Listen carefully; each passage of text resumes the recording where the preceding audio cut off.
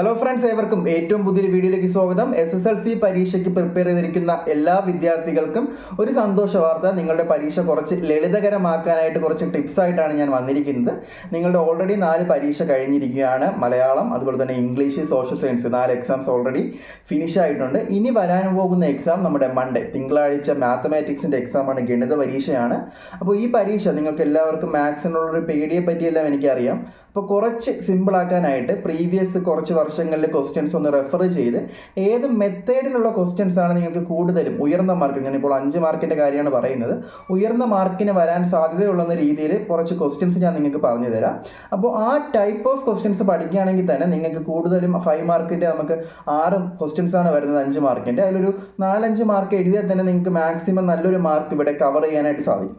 അപ്പോൾ ഒരു മോഡൽ പറയുകയാണെങ്കിൽ നിങ്ങൾക്കറിയാം, ഫസ്റ്റ് ചാപ്റ്റർ നമ്പർ സീരീസിൽ നിന്ന് വരാനൊരു ചാൻസ് ഉള്ളത് നിങ്ങൾക്ക് ഒരു സീരീസിൻ്റെ 3rd ടേമും 8th ടേമും സംബന്ധിച്ചിട്ട് അതിൻ്റെ കോമൺ ഡിഫറൻസ് കണ്ടുപിടിക്കാൻ ചോദിക്കുന്നുണ്ട്. അതുപോലെ തന്നെ ആ ഒരു സീരീസിൻ്റെ ഫസ്റ്റ് ടേം കോമൺ ഡിഫറൻസ് കണ്ടുപിടിച്ചാൽ പിന്നെ നമുക്ക് ഫസ്റ്റ് ടേം ഇക്വേഷൻ വഴി കണ്ടുപിടിക്കാൻ പറ്റും. അതുപോലെ തന്നെ ആ ഒരു സീരീസിൻ്റെ മാത്തമാറ്റിക്കൽ ഇക്വേഷൻ കണ്ടുപിടിക്കാൻ പറ്റും. പിന്നെ ഇത്രാമത്തെ നമ്പർ വരെയുള്ള ആ ഒരു സീരീസിൻ്റെ നമ്പറുകളുടെ ആകെ തുക അല്ലെങ്കിൽ സമ്മ് എത്രയാണെന്ന് ചോദിക്കാം. ഇപ്പോൾ ഒരു എക്സാമ്പിൾ പറയുകയാണെങ്കിൽ, ഒരു സീരീസ് തന്നിട്ട് അതിൻ്റെ 3rd ടേം 26ഉം 8th ടേം 61ഉം ആണെങ്കിൽ അതിൻ്റെ കോമൺ ഡിഫറൻസ് എത്രയാണെന്ന് ചോദിക്കാം. അതുപോലെ തന്നെ അതിൻ്റെ ഫസ്റ്റ് ടേം എത്രയാണ്, ആ ഒരു സീരീസിൻ്റെ ഇക്വേഷൻ മാത്തമാറ്റിക്കൽ ഫോർമുല എന്താണ്, ആ ഒരു സീരീസിലെ ആദ്യത്തെ 15 നമ്പറുകളുടെ സം എത്രയാണ്.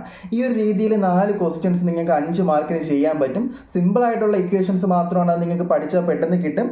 പിന്നെ ഒരു രീതി വരുന്നത് നമ്മുടെ ഈ ഒരു മീൻ, മീഡിയം, മോഡ് അതൊക്കെ കണ്ടുപിടിക്കാനുള്ള ഒരു സീരീസിൽ ഒരു ടേബിൾ തന്നിട്ട് ഒരു കുറച്ച് വ്യക്തികളുടെ അല്ലെങ്കിൽ എന്തെങ്കിലും ഒരു ക്ലാസ് തന്നിട്ട് 10, 20, 30, 40 അങ്ങനെ ക്ലാസ് രീതിയിൽ തരംതിരിച്ചതിന് ശേഷം അതിൽ ആ ഒരു ബി കോളത്തിൽ, സെക്കൻഡ് കോളത്തിൽ കുറേ നമ്പേഴ്സും തരാൻ സാധ്യതയുണ്ട്. എന്നിട്ട് അവിടെ നിന്നൊരു മീഡിയൻ ഏജോ അല്ലെങ്കിൽ മീഡിയൻ സാലറിയോ എന്താണെന്ന് പറയുന്നത് കണ്ടുപിടിക്കണം. നിങ്ങൾക്ക് മീഡിയൻ കണ്ടുപിടിക്കാനുള്ള ഇക്വേഷൻ നിങ്ങൾ ഉറപ്പായിട്ട് നോക്കിയിട്ട് പോകണം. നിങ്ങൾക്ക് L ആ ഒരു തുടങ്ങുന്ന ഇക്വേഷൻ ഞാൻ ഇവിടെ കൊടുത്തേക്കാം. ആ ഒരു ഇക്വേഷൻ നിങ്ങൾ മെയിനായിട്ട് നോക്കണം. അത് 5 മാർക്കിൻ്റെ ഒരു ക്വസ്റ്റ്യനിൽ ഡെഫിനറ്റ് ആയിട്ട് വരാൻ സാധ്യതയുള്ളൊരു പോർഷനാണ്.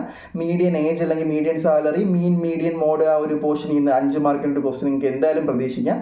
ഈ ഒരു 2 ക്വസ്റ്റ്യൻസും 5 മാർക്കിൻ്റെ രീതിയിൽ നമ്പർ സീരീസിൽ നിന്ന്, മീൻ, മോഡ്, മീഡിയത്തിൽ നിന്ന് വരാനുള്ള സാധ്യത കൂടുതലാണ്. തുടർന്ന് മാത്സുമായി ബന്ധപ്പെട്ട കുറച്ചുകൂടി ക്വസ്റ്റ്യൻസ് ഞാൻ നിങ്ങൾക്ക് ഈ ഒരു സീരീസിൽ ഉൾപ്പെടുത്തുന്നതായിരിക്കും. ഇപ്പോൾ നിങ്ങൾ ഈ 2 ക്വസ്റ്റ്യൻസും ഒന്ന് ഇമ്പോർട്ടൻ്റ് കൊടുത്ത് പഠിച്ചു വയ്ക്കുക. മറ്റൊരു വീഡിയോയിൽ കാണാം. ബൈ.